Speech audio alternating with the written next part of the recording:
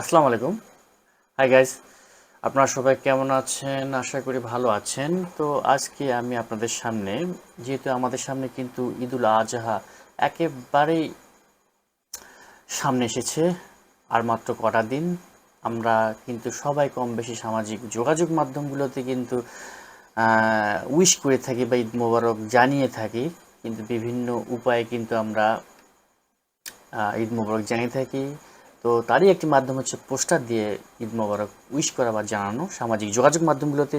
তো চলুন আমরা আজকে জানবো যে কিভাবে মোবাইলের মাধ্যমে পিক্সেল ল্যাব ইউজ করে আসলে সহজেই একটি সুন্দর ঈদুল আজহার ঈদ মোবারক পোস্টার তৈরি করে সামাজিক যোগাযোগ মাধ্যমে কিন্তু আমরা ঈদ মোবারক সকলকে জানাতে পারি।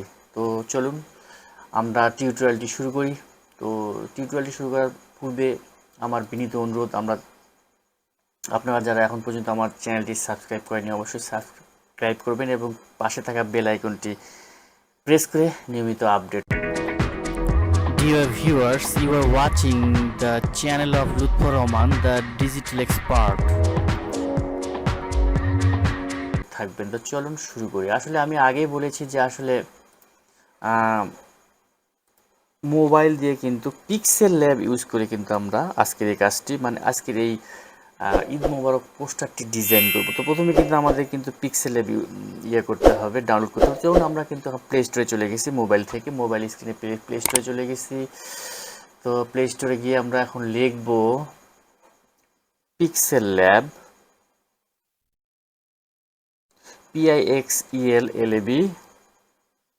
তারপর আমরা সার্চ আইকনে ক্লিক করে দেখবো যে আসলে আমার কিন্তু ইতিমধ্যে পিক্সেল ল্যাব ইনস্টল করা, যার কারণে আমাকে আর ইনস্টল করতে হবে না।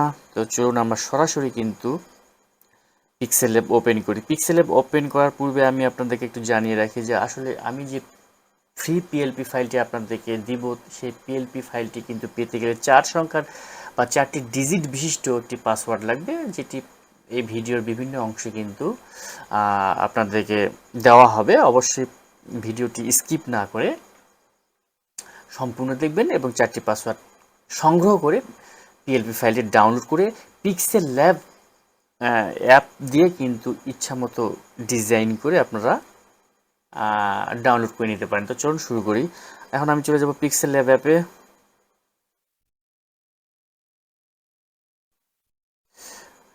এখন আমরা পিক্সেল ল্যাব অ্যাপে চলে এসেছি। হ্যাঁ, এটি হচ্ছে পিক্সেল ল্যাব অ্যাপের ইন্টারফেস। এটা হচ্ছে ব্ল্যাক থিম বিশিষ্ট। আসলে আমি ব্ল্যাক থিম ইউজ করছি। আসলে আপনারা ব্ল্যাক থিম পাবেন না, হয়তো বা ব্ল্যাক অ্যান্ড হোয়াইট পাবেন। তো আমরা এখন উপরে 3 ডট মেনুতে চলে যাব। 3 ডট মেনু ক্লিক করার পর আমরা দেখতেছি there are very plenty of option here. কিন্তু আমরা অনেক অপশন দেখতে পাচ্ছি। তার মধ্যে কিন্তু আমাদেরকে we have to find out the open dot PLP file. আমাদের কিন্তু খুঁজে বের করতে হবে ওপেন ডট পিএলপি। আমরা কিন্তু নিচে দেখতেছি যে ওপেন ডট পিএলপি ফাইল। এখানে ক্লিক করবো। আমরা ক্লিক করার পর কিন্তু আমরা দেখাবে যে আসলে আমরা যে কিছুক্ষণ আগে 4টি ডিজিট দিয়ে যে আমরা পিএলপি ফাইলটি ডাউনলোড করলাম, সেটি কোথায় গিয়ে জমা আছে। সাধারণত ডাউনলোড ফোল্ডারে গিয়ে জমা হয়ে থাকে। তো আমরা কিন্তু ডাউনলোড ফোল্ডারে গিয়ে কিন্তু আমরা অবশ্যই সেটি খুঁজে নেব।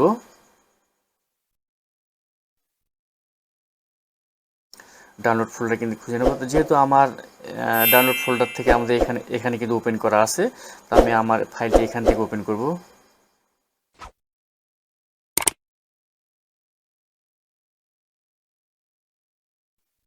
ইয়েস, হ্যাঁ, এই ফাইলটা ওপেন হয়ে গেছে। এটাই কিন্তু আমাদের সেই পিএলপি ফাইল। তো আমরা এখন কি করব, ইচ্ছা মতো করে এডিট করতে পারি। আসলে এডিট করতে সাধারণত তেমন কিছু, আপনাদের সব কিছু প্রি সেটেল বা প্রি ডিজাইন করা আছে। জাস্ট আপনারা শুধু ছবিটা রিপ্লেস করবেন আর হচ্ছে নামটা কিন্তু চেঞ্জ করবেন। তো চলুন আমরা ছবিটা কীভাবে রিপ্লেস করব। তো ছবিটা রিপ্লেস করার জন্য কিন্তু আমাদের এই ছবিটা কী করা থাকতে পারে, হয়তো বা লক করা থাকতে পারে। এই যে আমাদের উপরে কিন্তু ক্যাপের মতো যে আইকনটি আমরা দেখতে পাচ্ছি 3 ডট মেনুর নিচে, এখানে ক্লিক করব।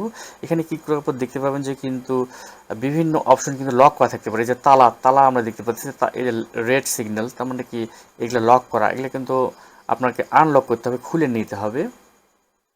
তো ক্লিক করলে কিন্তু আসলে খুলে যাবে, ক্লিক করলে খুলে যাবে। তো আমি যেহেতু খুলে নিয়েছি, এখানে কিন্তু ক্লিক করে আপনাদেরকে তালাগুলো খুলে নিতে হবে, আনলক করতে হবে, লক করা থাকতে পারে। আনলক করে নিতে হবে। তো আমি কিন্তু এই যে এই ছবিটা, এই ছবির উপর ক্লিক করে কিন্তু সিলেক্ট হয়ে গেল। তো উপরে কিন্তু আপনি দেখতে পাচ্ছেন যে ডাস্টবিনের মতো ডিলিট অপশনটাতে ক্লিক করবেন, তাহলে কিন্তু ডিলিট হয়ে যাবে। ডিলিট হওয়ার পর কিন্তু আপনাদের এখন কাঙ্ক্ষিত ছবি আবার নিয়ে আসবেন আপনারা। তো কাঙ্ক্ষিত ছবি আনার জন্য কি করতে হবে, উপরে প্লাস আইকনে ক্লিক করতে হবে। আমি আবার দেখাচ্ছি আপনাদের। উপরে প্লাস আইকনে ক্লিক করার পর দেখবেন এখানেও কিন্তু মেনি অপশনস আছে, এখানে টেক্সট আছে, কারেন্ট ডেট আছে। আপনার কিন্তু আপনি যেহেতু ছবি ইউজ করবেন, যেহেতু ছবি ঢুকাবেন নিজের ছবি, সেটা ফ্রম গ্যালারিতে ক্লিক করতে হবে। ফ্রম গ্যালারিতে আপনাদের কিন্তু অবশ্যই একটি ব্যাকগ্রাউন্ড রিমুভ করা ছবি কিন্তু আপনাদেরকে আগে থেকে তৈরি করে রাখতে হবে। ব্যাকগ্রাউন্ড রিমুভ, আমরা কিন্তু ছবি কিন্তু ব্যাকগ্রাউন্ড সহজে রিমুভ করতে পারি। আপনাদের একটা সহজ ট্রিক্স শিখে দিই, সেটা হচ্ছে আমরা মোবাইলের মাধ্যমেও করে নিতে পারি। অ্যাপ, অনেক অ্যাপ পাওয়া যায় গুগল প্লে স্টোরে। রিমুভ ব্যাকগ্রাউন্ড নামে সেভ করবেন, সার্চ করবেন, অনেক পেয়ে যাবেন। পাশাপাশি যদি না পারেন তাহলে ক্রোম ব্রাউজারে যাবেন। ক্রোম ব্রাউজারে যা লিখবেন যে রিমুভ বিজি লিখলে কিন্তু আপনাদের একটা ওয়েবসাইটে নিয়ে যাবে। ওয়েবসাইটের মাধ্যমে সহজে কিন্তু এক ক্লিকের মাধ্যমে আপনাদের নিজস্ব ছবি পিছনে যে ব্যাকগ্রাউন্ড সেটা কিন্তু রিমুভ হয়ে যাবে। তো চলুন আমরা এখন একটা ছবি আমরা কিন্তু এখন গ্যালারি থেকে সিলেক্ট করে নেই। এখন গ্যালারি থেকে সিলেক্ট করছি আমি ছবি।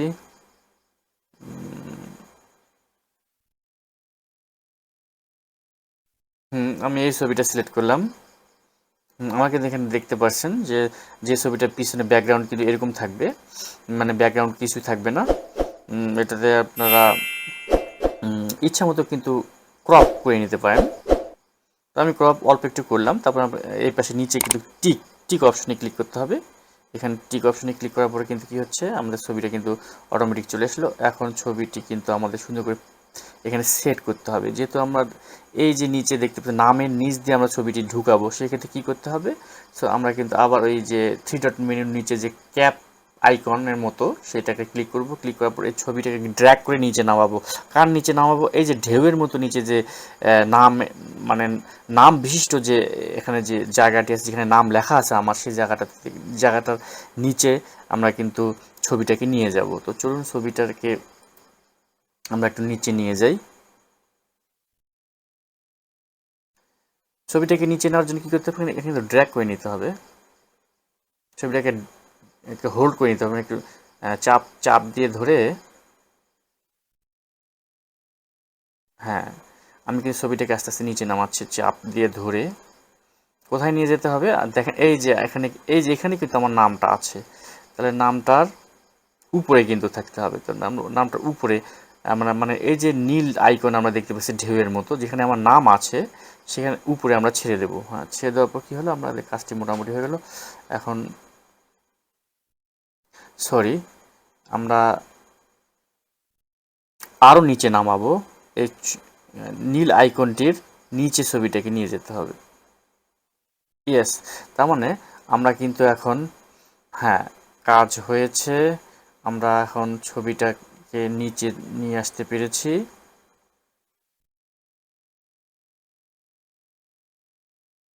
আরেকটু নিচে নিয়ে নিয়ে যেতে হবে আমাদের।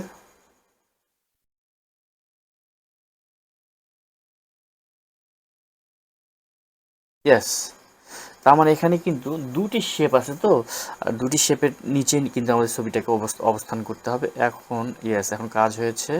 এখন আমাদের ছবিটি এর ভিতরে ঢুকিয়ে দিব।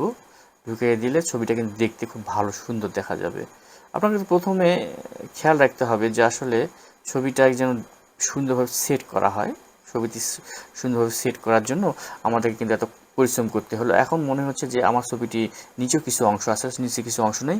যেহেতু আমি এই যে নীল আইকনটার নিচে, মানে নীল যে শেপটার নিচে কিন্তু আমি ছবিটার অংশটুকু ঢুকাতে পেরেছি। এখন কিন্তু ছবিটা সুন্দর সুন্দর লাগছে। তো আমরা কি করব, জাস্ট এখন নামটা চেঞ্জ করব। তো নামটা চেঞ্জ করার জন্য কী করতে হবে, নামে ক্লিক করবেন। নামে ক্লিক করার পর ডবল ট্যাপ করবেন। ডবল ক্লিক করবো, যেটা এখানে নামটা চলে আসলো। এখান থেকে আপনার নামটা মিশিয়ে দিয়ে আপনাদের নিজস্ব নাম দিতে পারেন।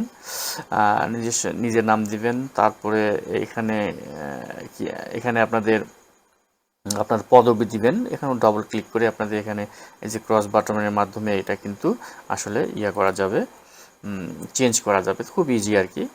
তো আমি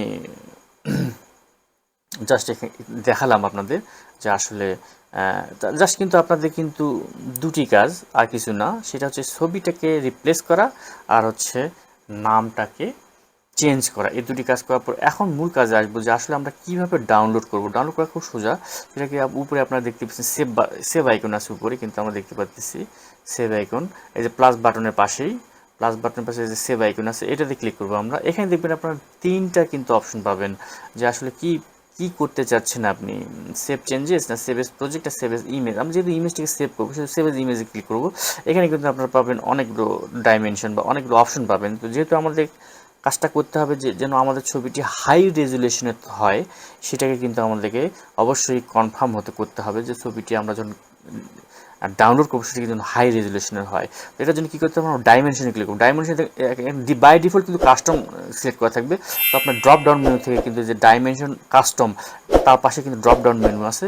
এখানে দেখতে পাবেন যে আসলে অনেকগুলো অপশন। এখানে আলট্রা, তার মানে আপনার ডাইমেনশনটা হবে আলট্রা, মানে সুপার আলট্রা হবে। সুপার আলট্রা মানে কি একেবারে হাই রেজুলেশনের ছবিটি, মানে পুরো ইমেজটি ডাউনলোড হবে। সেভ টু গ্যালারিতে ক্লিক করবেন, তারপরে প্রজেক্ট কিন্তু সেভ হয়ে যাবে। বেশ, তো আমরা দেখতে পাচ্ছি যে প্রজেক্টটি সেভ হয়ে গেল। তো এখন আমরা কোথায় খুঁজে পাবো?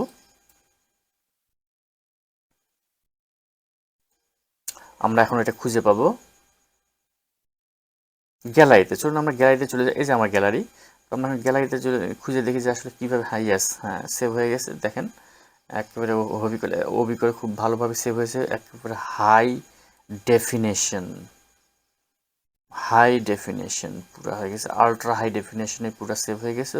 তো এই ছিল আমার ভিডিওটি। আশা করি আপনাদের সবাই ভালো লেগেছে। আমার ভিডিওটি যদি ভালো লাগে তো অবশ্যই সাবস্ক্রাইব করার বিনীত অনুরোধ রইল, এবং পাশাপাশি লাইক কমেন্টস করার অনুরোধ রইল। তো ধন্যবাদ, আপনারা সবাই ভালো থাকবেন। সবাই এই আশাবাদ ব্যক্ত করে ভিডিও থেকে বিদায় নিচ্ছি। আসসালামু আলাইকুম।